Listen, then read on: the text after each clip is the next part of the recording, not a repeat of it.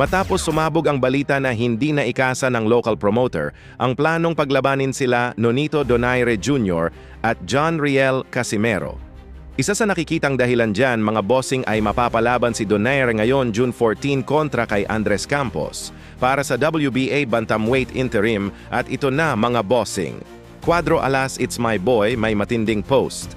Pinakita niya dito ang dating laban ni Donaire kay El Jackal Regondu kung saan nabugbog si Donaire Jr. may dekada na mahigit ang nakalipas. Sabay pinakita rin dito mga bossing sa post ang naging laban ni John Riel Casimero kay El Jackal kung saan natamaan ng solid si El Jackal sa mukha kaya nagmaraton na lang sa buong 12 rounds. Sabay tumira nga po itong si Cuadro Alas at may caption na "Ahem!" Wala akong sasabihin dito ha. Baka ano na naman ang sasabihin nyo.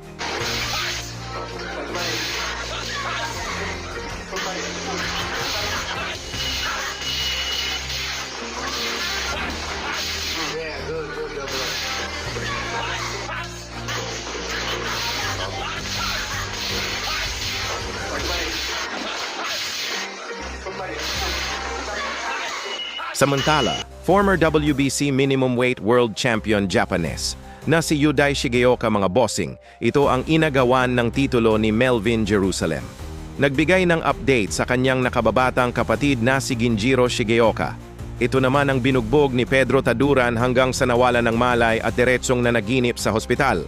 Ayon kay Yudai Shigeoka, mga boss, gumaganda na ang kalagayan ng kanyang kapatid. Nakakahinga na daw si Ginjiro maski walang respirator.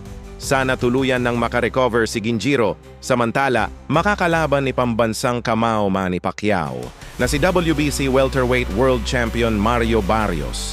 Hindi daw siya magpapatalo sa July 19 kaya matinding salpukan talaga ang ating makikita sa susunod na buwan.